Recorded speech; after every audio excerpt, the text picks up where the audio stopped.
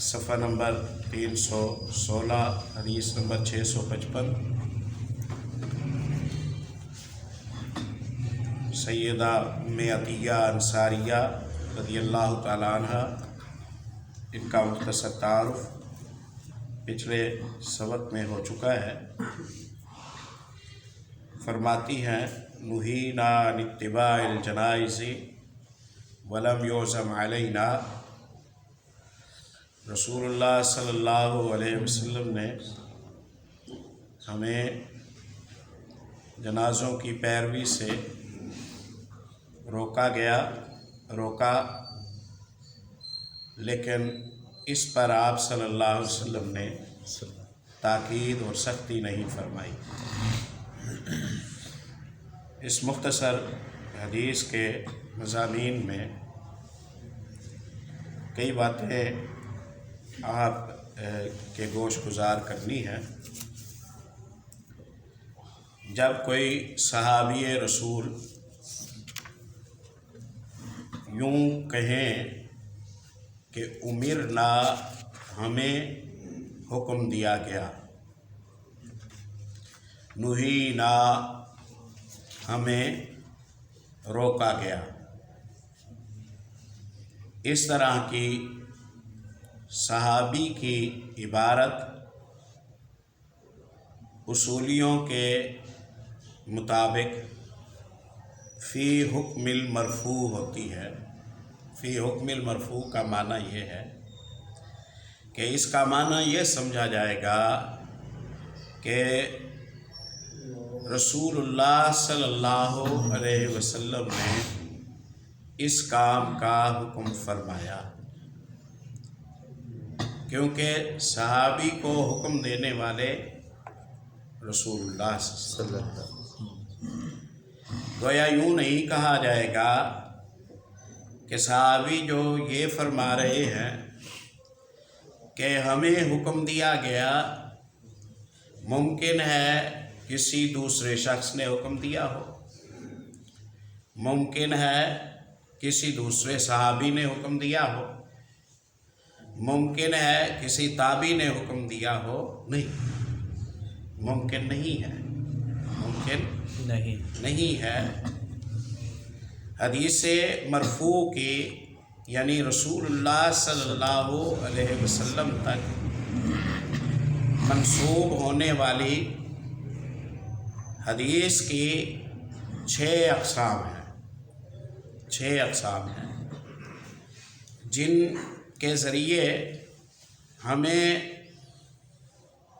عبارت سے علم ہو جاتا ہے کہ اس مضمون کا تعلق پیارے نبی صلی اللہ علیہ وسلم کے معاملات کے ساتھ ہے۔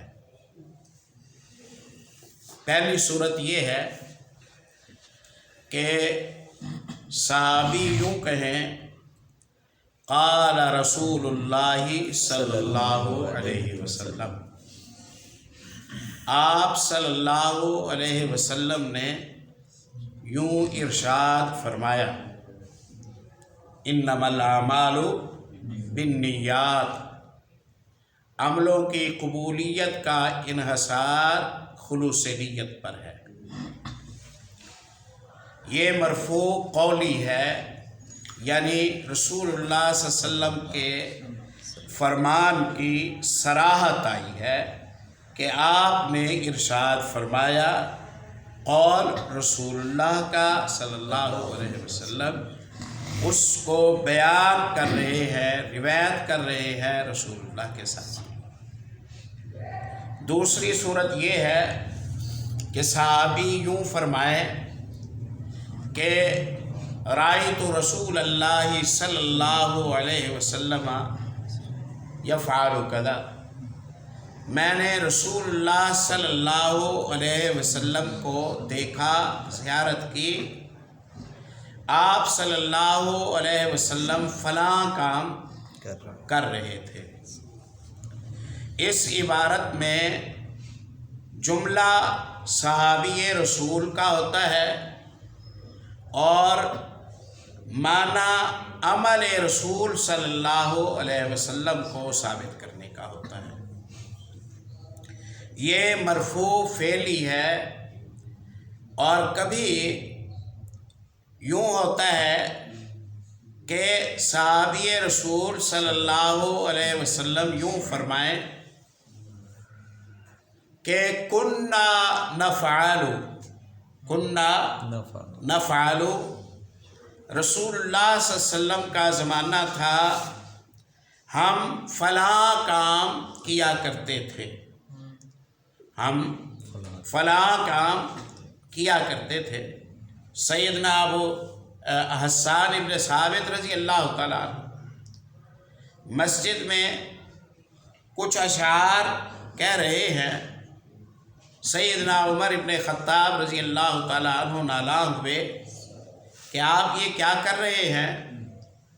تو انہوں نے سیدنا ابو ہریرہ رضی اللہ عنہ کو گواہ بنایا اور بتایا کہ رسول اللہ صلی اللہ علیہ وسلم کی موجودگی میں اسی مسجد میں آپ صلی اللہ علیہ وسلم کے حکم پر شعر کہا کرتا تھا۔ تو اس میں فرمان رسول اللہ کا نہیں ہے، اور فعل اور کام بھی رسول اللہ صلی اللہ علیہ وسلم کا نہیں ہے، لیکن کام امتی کا ہے، موجودگی رسول اللہ صلی اللہ علیہ وسلم کی ہے۔ آپ صلی اللہ علیہ وسلم کی خاموشی بھی حجت ہے۔ اس کے علاوہ صورت یہ ہے کہ صحابی رسول یوں کہیں کہ امرنا بکذا، ہمیں رسول اللہ ہمیں حکم یوں ہوا۔ جب صحابی یوں کہیں کہ ہمیں حکم یوں ہوا تو معنی یہ ہوا کہ حکم دینے والے رسول اللہ صلی اللہ علیہ وسلم ہیں۔ جیسا کہ بخاری کتاب الاذان میں آتا ہے، آپ صلی اللہ علیہ وسلم کے حوالے سے کہ امر بلال ان یشفع الاذان ویوتر الاقامت، بلال کو حکم دیا گیا رضی اللہ تعالیٰ عنہ کہ وہ اذان کے کلمات کو دوہرا کہیں اور تکبیر کے کلمات کو اکہرا کہیں۔ تو کس نے حکم دیا؟ بلال رضی اللہ تعالیٰ عنہ کو۔ علامہ ابن حجر رحمہ اللہ نے اس کی شرح میں کچھ دلائل نقل کیے ہیں، جن میں صراحت آئی ہے کہ امر رسول اللہ صلی اللہ علیہ وسلم بلالا، آپ صلی اللہ علیہ وسلم نے بلال کو حکم دیا۔ لیکن بخاری میں جو الفاظ ہیں اس میں صرف اتنا ہے امر بلال، بلال کو حکم ہوا رضی اللہ تعالیٰ عنہ۔ تو سمجھنے والا کیا سمجھے گا کہ بلال کو حکم دینے والے رسول اللہ صلی اللہ علیہ وسلم تھے۔ اسی طرح یہاں جیسے راویہ ارشاد فرما رہی ہیں، کہتی ہیں کہ نہینا، ہمیں روکا گیا، تو یہ نہیں پوچھا جائے گا کہ آپ کو کس نے روکا۔ یہ ایک بدیہی بات ہے، سمجھ آنے والی بات ہے کہ اگر صحابی کو کوئی روکے گا تو وہ اہلیت، وہ منصب، وہ مقام پیارے نبی صلی اللہ علیہ وسلم کا ہے۔ صحابی کہیں حکم دیا گیا تو رسول اللہ کا حکم تصور ہوگا، صحابی کہیں کہ روکا گیا تو روکنا رسول اللہ صلی اللہ علیہ وسلم کا شمار ہوگا۔ یا چھٹی صورت یہ ہے کہ صحابی یوں کہیں من السنتی کذا، سنت میں یہ کام ہے، سنت میں یہ کام ہے۔ عبداللہ ابن عمر رضی اللہ تعالیٰ عنہ نے ایک دفعہ ارشاد فرمایا سنت میں یہ کام ہے، تو پوچھنے والے نے پوچھا کہ سنت من، کس کی سنت، کس کی سنت؟ تو فرمایا کہ حل یارون بھی الا سنت رسول اللہ صلی اللہ علیہ وسلم، صحابہ کرام جب یوں کہا کرتے تھے کہ سنت سے ایسا ثابت ہے، تو معنی یہ ہوتا تھا کہ سنت رسول اللہ صلی اللہ علیہ وسلم سے ایسا ثابت ہے۔ ملا جلا کر آپ کے پاس 6 صورتیں بنی، 3 صاف، صریح اور کھلے۔ رسول اللہ صلی اللہ علیہ وسلم نے ایسے ارشاد فرمایا، رسول اللہ صلی اللہ علیہ وسلم نے ایسے کیا، رسول اللہ صلی اللہ علیہ وسلم کے موجودگی میں ایسا کیا گیا۔ چوتھی صورت یہ ہے کہ ہمیں حکم دیا گیا۔ پانچویں صورت یہ ہے کہ ہمیں روکا گیا۔ چھٹی صورت یہ ہے کہ سنت میں اس طرح ہے، سنت میں اس طرح ہے۔ اس طرح کی کوئی عبارت کتب احادیث میں جب آپ پڑھتے ہیں تو اس میں مزید کسی تسلی کرنے کی ضرورت نہیں ہے۔ یہ ساری معلومات رسول اللہ صلی اللہ علیہ وسلم کے حوالے سے، آپ کے فرامین کے حوالے سے، آپ کے اعمال کے حوالے سے اور آپ صلی اللہ علیہ وسلم کی رضامندیوں کے حوالے سے سمجھی جائے گی۔ یہ پہلی اور اصولی بات ہے۔ تو یہاں راویہ سے یہ سوال نہیں کیا جائے گا کہ آپ بتائیے کہ آپ کو کس نے روکا، آپ کو کس نے روکا، ہو سکتا ہے کسی اور نے روکا ہو۔ نہ صحابی رسول جب نہینا کہتے ہیں تو معنی یہ ہوتا ہے کہ رسول اللہ صلی اللہ علیہ وسلم کی طرف سے روکا گیا۔ ہاں اس کا معنی ہو سکتا تھا کہ روکنے والا کوئی اور ہو، وہ صاحب لسان ہے، جب کسی اور کی طرف سے رکاوٹ ہوتی تو وہ اس کی صراحت کر دیتے تھے، ہمیں فلاں نے روکا، ہمیں فلاں نے روکا۔ عبداللہ ابن عمرو ابن عاص رضی اللہ تعالیٰ عنہ کی بخاری کتاب العلم، علم کو لکھنے کے باب میں حدیث فرماتے ہیں، میں ہر بات لکھ لیتا تھا جو رسول اللہ صلی اللہ علیہ وسلم سے سنتا۔ انہوں نے کہا نہ لکھا کرو، انہوں نے کہا، لوگوں نے کہا نہ لکھا کرو، تکتب کل شیء، آپ ہر شے لکھ لیتے ہیں۔ رسول اللہ صلی اللہ علیہ وسلم انسان ہے، کبھی غصے میں ہوتے ہیں، کبھی خوشی میں ہوتے ہیں، تو ہر بات لکھنا مناسب نہیں ہے۔ انہوں نے مجھے یہ مشورہ دیا، میں نے ان کی بات رسول اللہ کے سامنے رکھی صلی اللہ علیہ وسلم۔ آپ نے فرمایا اکتب، عبداللہ لکھتے رہو، اس کی قسم جس نے حق کے ساتھ مجھے مبعوث فرمایا ہے، ان ہونٹوں کے درمیان سے ہر حالت میں حق ہی نکلتا ہے، حق کے سوا کچھ نہیں نکلتا۔ تو میں غصے میں بھی کوئی باطل بات نہیں کرتا، میں خوشی میں بھی کوئی باطل بات نہیں کرتا، میں سفر اور حضر میں ہمیشہ حق ہی بات کہتا ہوں۔ لہٰذا اس بات کی فکر نہیں کہ میں نے کس انداز سے یہ بات کی ہے، جو کہا ہے سب برحق ہے، جو کہا ہے سب برحق ہے۔ تو پہلی یہ بات سامنے آئی، میں مثالیں نہیں دیتا، وقت بھی اس کا تقاضا نہیں کرتا، ہمارا موضوع بھی یہ نہیں ہے، اس لیے ایسے کسی تکلف کی ضرورت نہیں کہ صحابی کے فرمان کے بعد پھر آپ الگ سے مطالبہ کریں کہ صاحب یہاں تو صحابی نے یوں نہیں ارشاد فرمایا کہ رسول اللہ صلی اللہ علیہ وسلم نے حکم دیا، نہ یہی سمجھیں گے آپ کہ رسول اللہ صلی اللہ علیہ وسلم نے حکم دیا۔ یہی محدثین کا اصول ہے اور اس کی صراحت کی ہے اہل السنہ محدثین نے الحمدللہ۔ دوسری بات جو بہت اہم اور اصولی ہے، اس حدیث کے مضامین کے حوالے سے ہمارے سامنے آتی ہے اور اس پر قانون بھی ہے اصولیوں کا، الامر یدل علی الوجوب۔ پیارے نبی کا حکم ہو صلی اللہ علیہ وسلم، اللہ کا حکم ہو تو حکم تقاضا کرتا ہے کہ اس کام کو انجام دینا لازم ہے۔ آپ کا حکم فرمانا امتی کو اس کام کے کرنے کا پابند کر دیتا ہے، حکم پابندی کو لاگو کرتا ہے۔ رسول اللہ صلی اللہ علیہ وسلم کا حکم امتی کو فرما برداری کا پابند کر دیتا ہے، یہ ایک قانون ہے۔ البتہ یہاں حکم لازمی ہے، سفارش کا ہے، اجازت کا ہے، پسندیدگی کا ہے۔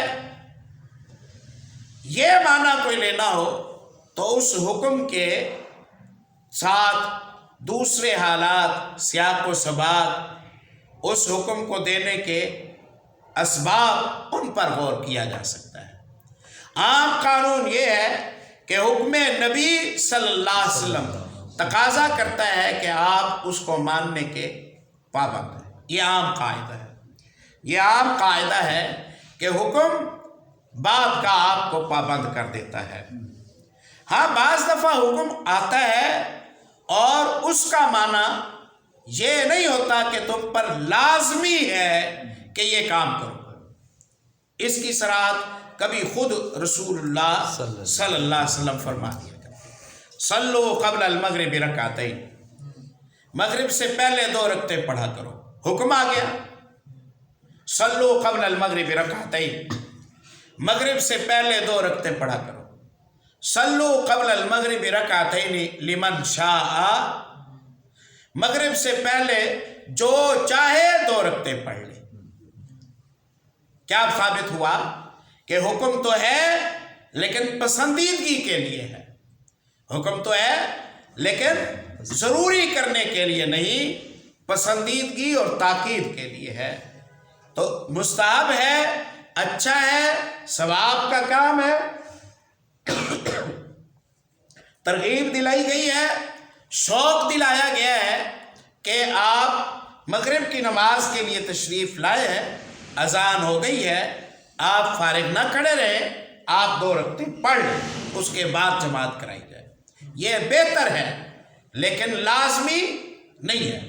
ہاں، اگر آپ صلی اللہ علیہ وسلم نے تیسری مرتبہ یہ نہ فرمایا ہوتا لمن شاء، جو چاہے، تو پھر لازمی ہوتا کہ مغرب کی اذان کے بعد پہلے 2 رکعتیں پڑھیں، اس کے بعد فرض پڑھیں۔ یہاں آیا حکم ہے لیکن حکم ضروری کے لیے نہیں، پسندیدگی کے لیے آ گیا۔ بعض موقعوں پر حکم ہوتا ہے اور وہ صرف ڈانٹ کے لیے ہوتا ہے، ناراضگی کے اظہار کے لیے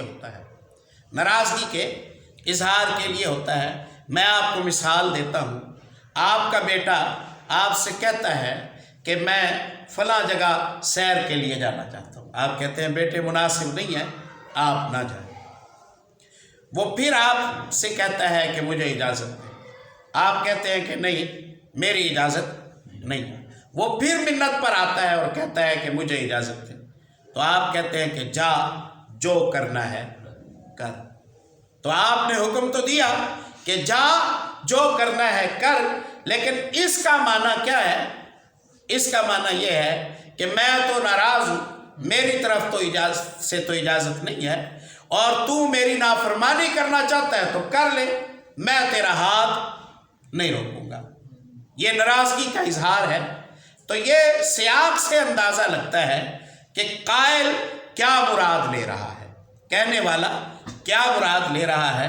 رسول اللہ صلی اللہ علیہ وسلم فرماتے ہیں پہلے انبیاء کی شریعتوں کے حوالے سے لوگوں کا جو رویہ تھا نا، اس کا خلاصہ یہ ہے کہ نافرمان سے کہا جاتا ہے کہ اذا لم تستحی فاصنع ما شئت، اذا لم تستحی فاصنع ما شئت، اگر شرم و حیا سے کوئی عاری ہو گیا ہے تو اس کی مرضی، اب جو کرنا چاہتا ہے وہ کرے۔ تو یہ معنی نہیں ہے کہ اب وہ شریعت سے بالا ہو گیا ہے، بلندتر ہو گیا ہے، مستثنا ہو گیا ہے، کوئی ضروری نہیں اللہ کا حکم ماننا، نعوذ باللہ من ذالک۔ یہ ڈانٹنے کے الفاظ ہیں، اور کبھی حکم صرف اجازت دینے کے لیے ہوتا ہے، کبھی حکم اجازت دینے کے لیے ہوتا ہے کہ پہلے جس بات سے روکا تھا اب حکم دیا، اس کی اجازت ہے۔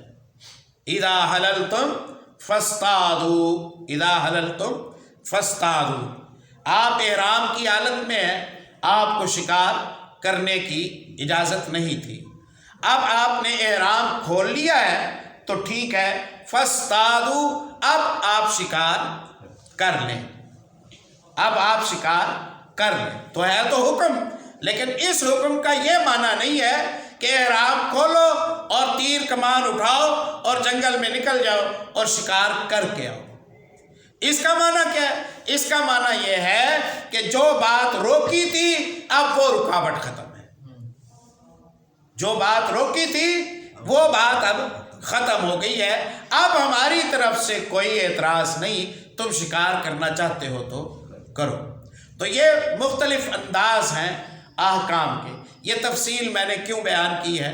یہ اس لیے بیان کی ہے کہ بعض دفعہ آپ دیکھتے ہیں کہ صحابہ کرام رضوان اللہ علیہم اجمعین کا کوئی عمل آپ کے سامنے آتا ہے، کوئی عمل آپ کے سامنے آتا ہے، اور آپ دیکھتے ہیں کہ اس عمل میں انہوں نے نبی کریم صلی اللہ علیہ وسلم کی بات کو فوری طور پر اپنانے میں تاخیر کر دی، اپنانے میں تاخیر کر دی، تو وہاں جھٹکا سا لگتا ہے، بے چینی ہوتی ہے کہ صحابہ کرام کا وصف تو یہ ہے قرآن پاک میں کہ یہ فرما بردار ہے، اور یہ کیا ہوا کہ یہاں حکم کو ماننے میں دیر کیوں کر رہے ہیں، دیر کیوں کر رہے ہیں؟ تو وہ موقع کے مطابق بعض دفعہ یوں محسوس کرتے کہ یہاں ہمیں صرف اجازت دی گئی ہے، حالانکہ وہ تاکید ہوتی تھی، یا وہ یوں محسوس کرتے کہ ہمیں اس بات کا شوق دلایا گیا ہے، چناؤ ہمارے پاس ہے، یا یوں محسوس کرتے کہ یہ حکم دیا جا رہا ہے، شاید اس حکم کو بدل دیا جائے گا، تو وہ اس انتظار میں تعمیل میں کچھ تاخیر کر دیتے، اور اس پر پھر بعد میں انہیں وضاحت کی جاتی کہ یہ ضروری ہے یا یہ ضروری نہیں ہے۔ مثلا علی رضی اللہ تعالیٰ عنہ، حدیبیہ کا میدان ہے، صلح لکھی جا رہی ہے، معاہدہ لکھا جا رہا ہے، آپ صلی اللہ علیہ وسلم لکھوا رہے ہیں، علی رضی اللہ تعالیٰ عنہ لکھ رہے ہیں۔ یہ معاہدہ محمد رسول اللہ صلی اللہ علیہ وسلم اور سہیل ابن عمرو کے درمیان طے ہوا۔ عبارت لکھیے، لکھا علی رضی اللہ عنہ، سہیل ابن عمرو نے یہاں روکا اور کہا کہ رسول اللہ کا لفظ یہاں نہ لکھیے، ہم اگر آپ کو رسول اللہ مانتے تو ہم آپ کو روکتے ہی نہ، ہم تو اس کے قائل نہیں ہیں، اس لیے لکھیے کہ یہ معاہدہ محمد بن عبداللہ اور سہیل ابن عمرو کے درمیان طے ہوا رضی اللہ صلی اللہ علیہ وسلم۔ آپ نے علی رضی اللہ عنہ سے کہا کہ لفظ رسول اللہ کو آپ مٹا دیجئے۔ اب اس بات پر ہم ضد کریں اور مصالحاتی ختم ہو جائے اور مکے کے حرم میں جنگ چھڑ جائے تو ہم قربانی دیتے ہیں، آپ اس لفظ کو مٹا دیجئے۔ آپ نے فرمایا میں رسول اللہ ہوں اگرچہ تم اس کے قائل نہیں بھی ہو، لکھنے دو۔ وہ اڑ گئے۔ علی رضی اللہ تعالیٰ عنہ نے کہا اللہ کے نبی، میری طاقت نہیں ہے کہ میں رسول اللہ کا لفظ مٹاؤں، رسول اللہ کا لفظ مٹاؤں۔ تو یہ نہیں کہا جائے گا کہ سیدنا علی ابن ابی طالب رضی اللہ تعالیٰ عنہ نے نافرمانی، نہیں نہیں نہیں، انہیں انتظار ہے حکم بدل جائے گا، انہیں لگتا تھا یہ اجازت کا حکم ہے، ضروری کا حکم نہیں ہے، لیکن موقع کی نزاکت کو جس نگاہ سے پیارے نبی صلی اللہ علیہ وسلم نے دیکھا وہ اور تھی۔ آپ صلی اللہ علیہ وسلم محسوس کر رہے ہیں کہ اگر میں اس لفظ کی لکھت پر ٹھہر جاتا ہوں اور مصالحت نہیں ہوتی، نتیجتاً جنگ چھڑتی ہے، شہادتیں ہوتی ہیں اور مکے کے حرم میں جنگ کا سلسلہ شروع ہوتا ہے، اس بڑے نقصان سے بچنے کے لیے یہ بات ان کے مطالبے پر दिल की नापसंदीदगी के साथ कबूल कर लेने में कोई हर्ज की बात नहीं है। तो आप सल्लल्लाहु अलैहि वसल्लम ने उसे खुद महव फरमा दिया, उसे खुद महव फरमा दिया। बेआईन ही इसी तरह हुदैबिया में सुलह हो गई। आप सल्लल्लाहु अलैहि वसल्लम ने फरमाया जानवर कुर्बान कर दो, एहराम खोल दो, सर मुंडवा दो। आप ये कह के मुंतज़िर रहे असहाब रसूलुल्लाह सल्लल्लाहु अलैहि वसल्लम, सब के सब, किसी का भी इस्तिस्ना इसमें मुअर्रिखीन ने नहीं किया, सब के सब वो मौकूफ़ रहे, ठहरे रहे, मुंतज़िर रहे, पसो पेश हो गए। अल्लाहु अकबर। प्यारे नबी सल्लल्लाहु अलैहि वसल्लम परेशान हुए कि ये इशारों पर जान देने वाले हैं और आज ये बात को फौरी कबूल करने में तरद्दुद क्यों दिखा रहे हैं। आप सल्लल्लाहु अलैहि वसल्लम खैमे में गए, उम्मुल मोमिनीन उम्मे सलमा रज़ी अल्लाह अन्हा से मशवरा किया। उम्मे सलमा रज़ी अल्लाह तआला अन्हा ने अर्ज़ किया अल्लाह के नबी, वो मुंतज़िर है कि शायद वही के ज़रिए कोई हुक्म की तब्दीली आ जाएगी, उन्हें समझ नहीं आ रहा। इसलिए आप ऐसा कीजिए, मेरा मशवरा है, आप जाकर हज्जाम को बुलवाइए, सर मुंडा लीजिए, अपना जानवर ज़िबा कीजिए, इनसे कुछ ना कहें, आप खैमे में आ जाइए, ये देखेंगे इनकी इंतज़ार ख़त्म हो जाएगी, ये काम कर लेंगे। आपने फरमाया मशवरा मुनासिब है। आपने हज्जाम को बुलाया, सर मुंडवाया, जानवर ज़िबा किया, खैमे में वापस पलटे। लोग समझ गए कि हुक्म में तब्दीली का इम्कान नहीं है। उन्होंने सर भी मुंडवा लिए और जानवर भी ज़िबा कर दिए, एहराम भी खोल दिया। तो नहीं कहा जाएगा कि हुदैबिया वालों ने रसूलुल्लाह सल्लल्लाहु अलैहि वसल्लम की नाफरमानी की। उन्हें इंतज़ार था हुक्म की तब्दीली का, जो तब्दीली रब ताला ने नहीं फरमाई। प्यारे नबी सल्लल्लाहु अलैहि वसल्लम का अमल देखकर उनका इंतज़ार ख़त्म हुआ, उन्होंने तामील कर लिया। तो ये वजाहत इस बुनियाद पर की है कि असहाब रसूलुल्लाह सल्लल्लाहु अलैहि वसल्लम का किसी अमल में अगर ताख़ीर आप देखते हैं, पसो पेश आप देखते हैं, आप देखते हैं फौरी तौर पर उस अमल को नहीं किया गया, तो इसकी ये वजूहात होती हैं कि उन्हें कोई इंतज़ार होती है या कोई उसमें तफसील होती है, जिसके पेश नज़र वो ऐसा नहीं करते। तो बाकी बात इस हवाले से रह गई है, इंशाअल्लाह कल मुकम्मल कर लेंगे। बस यहाँ इत्तफ़ा करते हैं। सुभान अल्लाह।